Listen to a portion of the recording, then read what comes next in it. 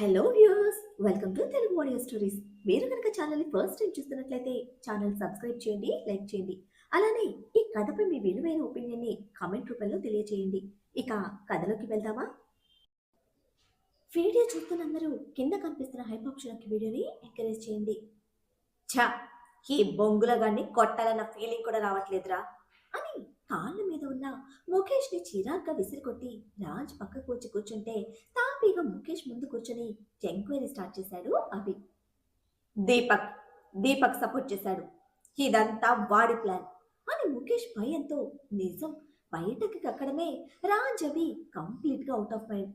అసలు వాళ్ళ ఆలోచనలో ఏ మాత్రం లేని దీపక్ పేరు వినడమే కంప్లీట్ గా షాక్ అయిన రాజ్ ఇంకా అభిలో చిన్న కదలిక కూడా లేదు. దీపక్ అంటే మీ సెక్రటరీ కదా అని అటువంటి షాక్తోనే అడుగుతూ నిలబడ్డాడు ఎస్ఐ.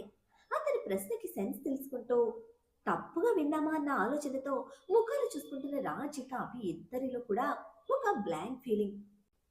అవును, వాడే వాడే దీపక్, లేబర్ నా కొడుకు. నన్ను ఇరికించి వాడు తప్పుకున్నాడు. నమ్మండి నన్ను, సహస్రను టచ్ చేసే ధైర్యం కూడా నాకు అస్సలు లేదు. వాడే నన్ను రెచ్చగొట్టాడు. వాడికి ప్రీతి కావాలి, ప్రీతితో పాటు మీ ప్రాపర్టీస్ కావాలి.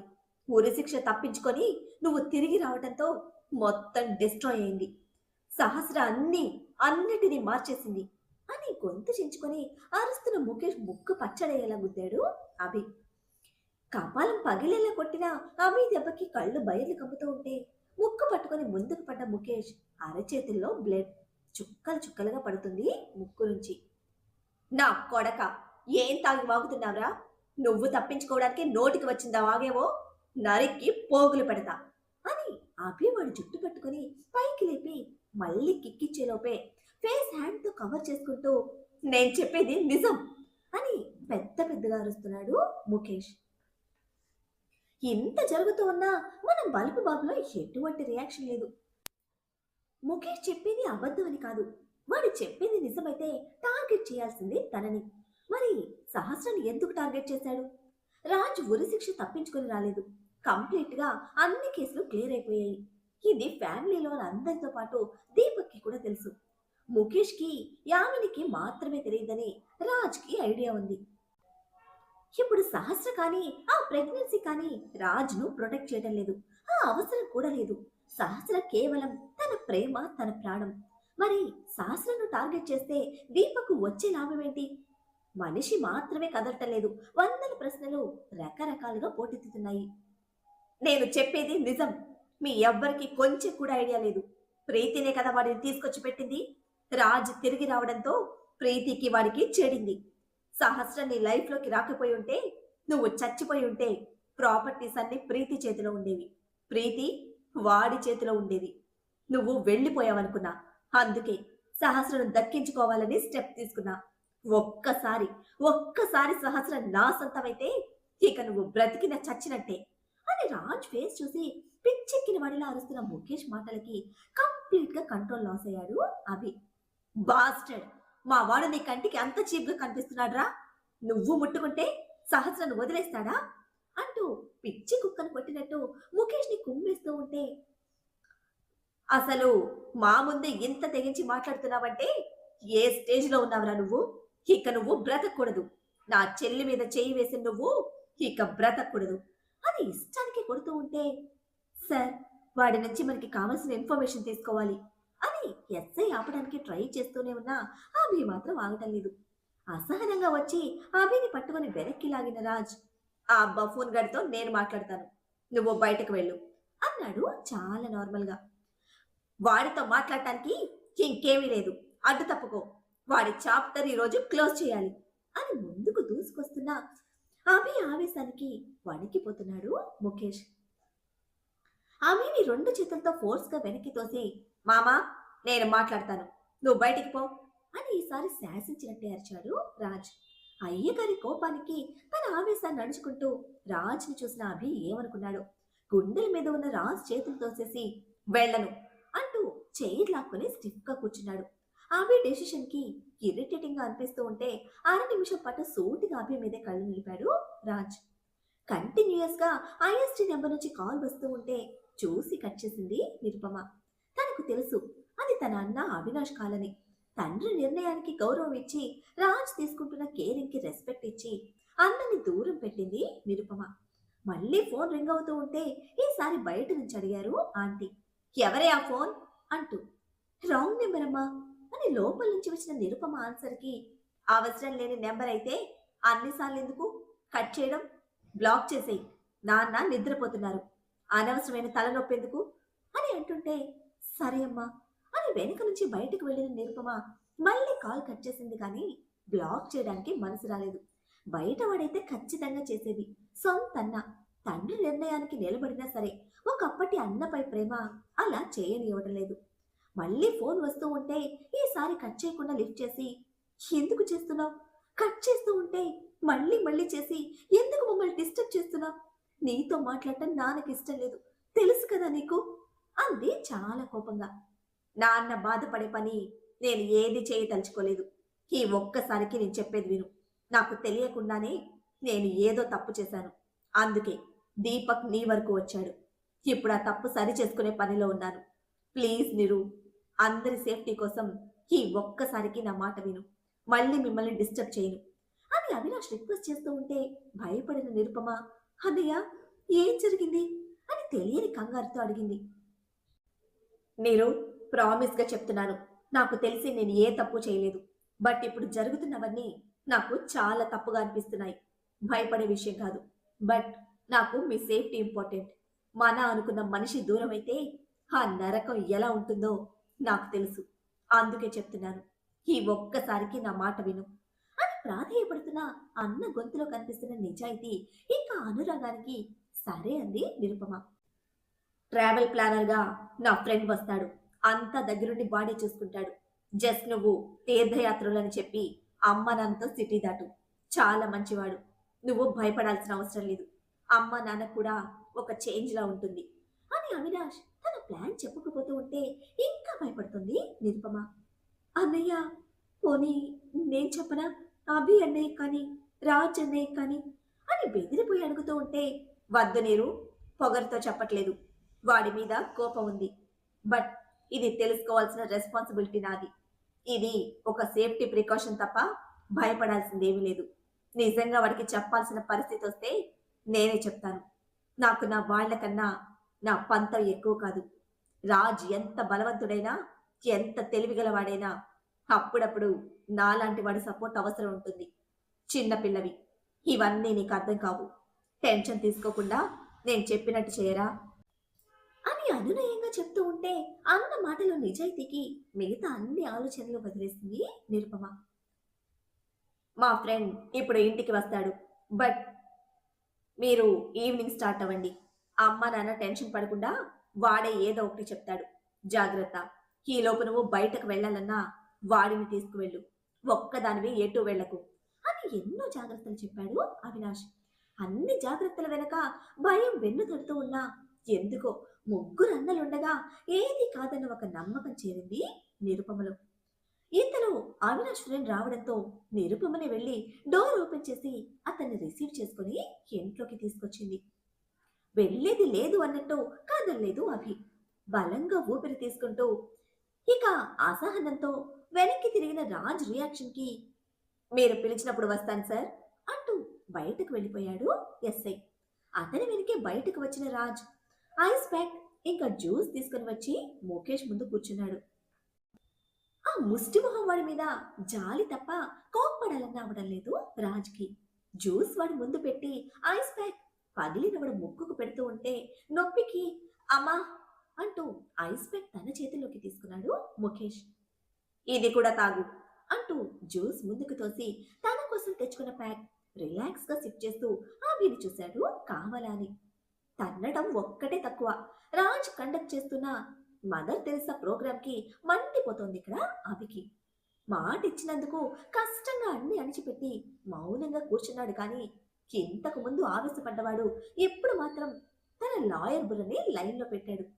అరిచి అరిచి డ్రై అయిపోయిన గొంతుని బెదరుగానే జ్యూస్తో తడుపుకుంటూ అభి రాజ్ ఇద్దరిని మార్చి మార్చి చూస్తున్నాడు ముఖేష్.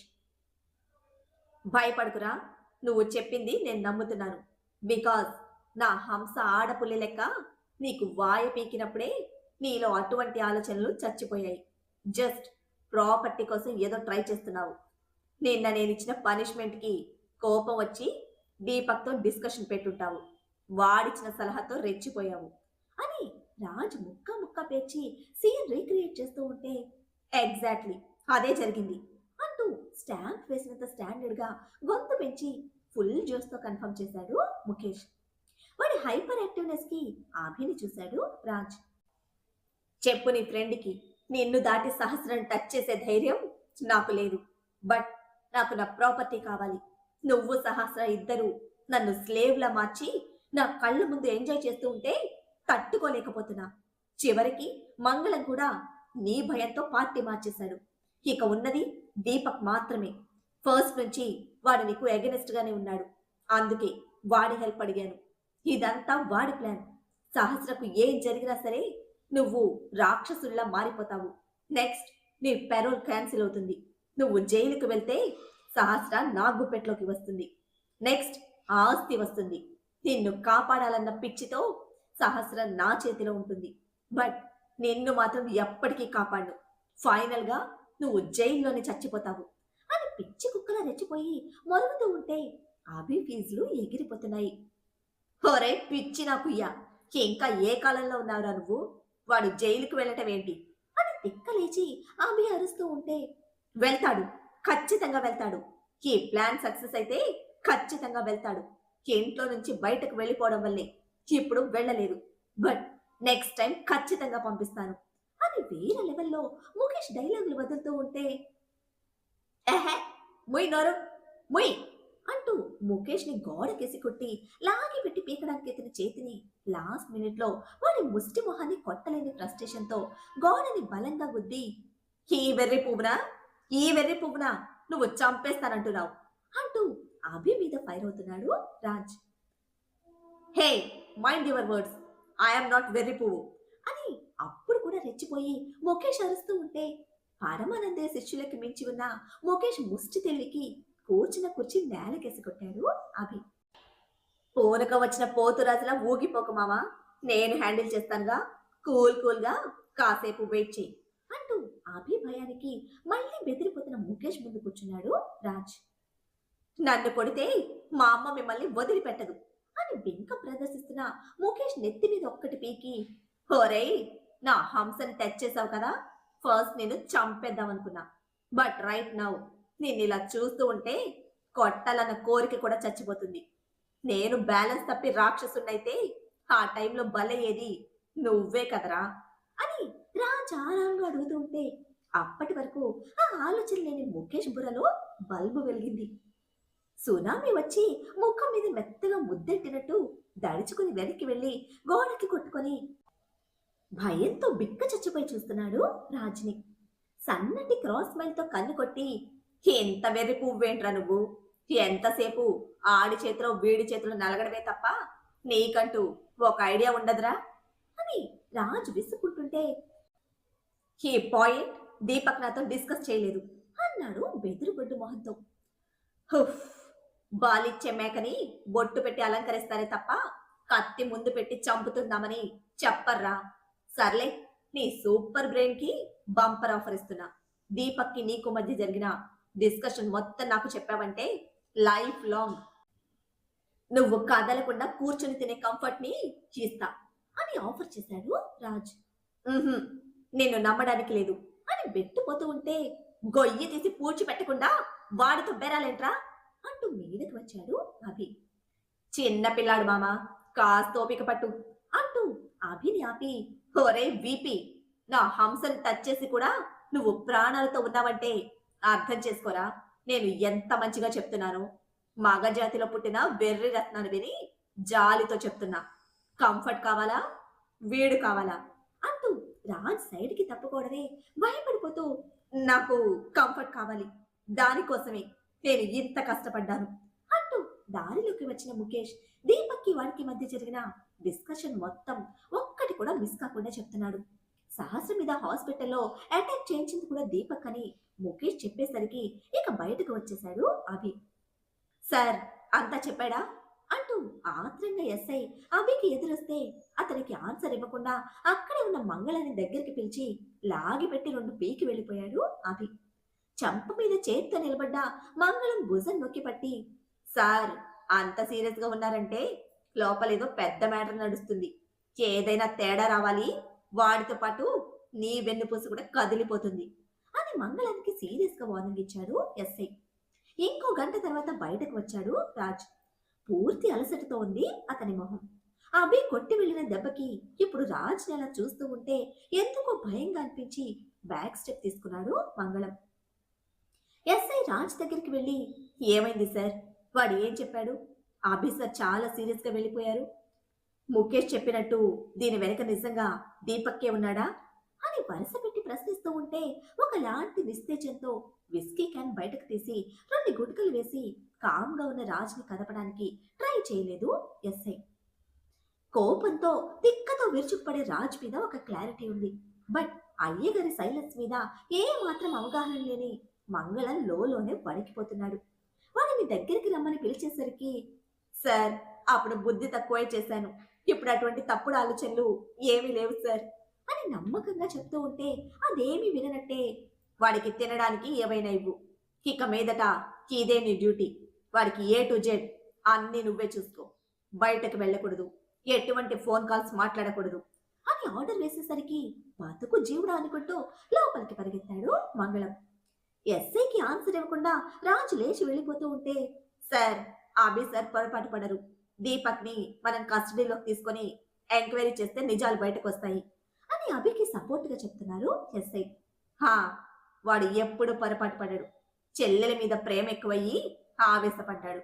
నా ప్రేమకి నేను హీరోని, బట్ నా మామ కింగ్ అంటూ ఇన్స్పెక్టర్ ని చూసిన రాజ్ సైడ్ స్మైల్ తో, నేనింకా ఇక్కడే ఉన్నాను, బట్ నా మామ తన వర్క్ స్టార్ట్ చేసేసాడు, వాడు నాకన్నా అన్ని ముందే చేసేస్తాడు, బట్ నా కోసం వెయిట్ చేస్తాడు, నా మామ ఆర్డర్స్ వచ్చే వరకు స్టెప్ తీసుకోవద్దు అని చెప్తూ ఉంటే వాళ్ళిద్దరి మధ్య ఉన్న మెచ్యూర్ అండర్స్టాండింగ్ కి కించిత్ విస్మయానికి గురైన ఇన్స్పెక్టర్, ఓకే సార్ అని చాలా ఉత్సాహంగా చెప్పాడు. కొడుకు నుంచి ఊహించని మోసాన్ని చవి చేసిన మోహన్ గారు ఇప్పుడు ఎవ్వరిని నమ్మే పరిస్థితిలో లేరు. అవినాష్ చెప్పినట్టు కొంచెం కష్టమైనా తండ్రిని ఒప్పించి సిటీకి దూరంగా తీసుకుపోవచ్చు. అయితే అందుకు మనస్సాక్షి అంగీకరించడం లేదు. మోహన్ గారికి నిజం చెప్పాలి అనుకున్న నిరుపమ ముందుగా ఆ విషయం రాజ్ అభినవ్కి తెలియజేయాలనుకుని రాజ్కి చెప్పేంత ధైర్యం లేక అభికే కాల్ చేసింది. అభి దీపక్ హిస్టరీ మొత్తం తవ్వే పనిలో ఫుల్ బిజీగా ఉన్నాడు. ఆల్రెడీ ప్రీతి గురించి స్టార్ట్ చేసి ఇప్పుడు కూడా ప్రీతి గురించే చేస్తున్నాడు. కర్మ ఎంత బలమైంది అంటే ఇప్పుడు అవినాష్ కూడా అదే పనిలో ఉంటే దీపక్ మాత్రం నిరుపమ కోసం మాట వేసి తను ఇల్లు దాటి బయటకు రావడం కోసం వేచి చూస్తున్నాడు. నిరుపమ కాల్ కావడంతో చేసే పని బ్రేక్ ఇచ్చి కాల్ లిఫ్ట్ చేసిన అభికి అవినాష్ ఫోన్ చేసి మాట్లాడింది దాని వెనుక రీజన్ భయపడుతూనే చెప్పింది నిరుపమ. ప్రెజెంట్ సిచ్యువేషన్ కి తనని టెన్షన్ పట్టడం ఇష్టం లేక, వాడితో నేను మాట్లాడాను నీరు అని అబద్ధం చెప్తూ ఉండగా వచ్చాడు రాజ్. మాట్లాడుతుంది నిరుపమ అనే అర్థమయ్యి సైలెంట్ గా హంసపాపని బెదిరించి ఆఫ్ చేసిన డొనాల్డ్ డక్ కార్టూన్ షో పెట్టుకుని కూర్చుంటే చెప్పింది అబద్ధమే అయినా అది నమ్మలేనంత ఆశ్చర్యాన్ని ఇచ్చింది నిరుపమకి. మరి ఇప్పుడు అభి రాజు నెక్స్ట్ మూవీ ఏమిటి? దీపక్ గురించి వాళ్లకు ఏం తెలుస్తుంది? దీపక్ విషయంలో ప్రీతి ఏం చేయబోతుంది? అవినాష్ ఇన్వెస్టిగేషన్ లో ఏ నిజాలు బయటపడతాయి? అవి ఎవరి జీవితాలను ఏ విధంగా మార్చేస్తాయి? ఏం జరగబోతుందో తెలియాలంటే నెక్స్ట్ ఎపిసోడ్ ని ఫాలో చేయండి. అలానే ఈ ఎపిసోడ్ ని లైక్ చేయడం మాత్రం మర్చిపోకండి. Bye friends.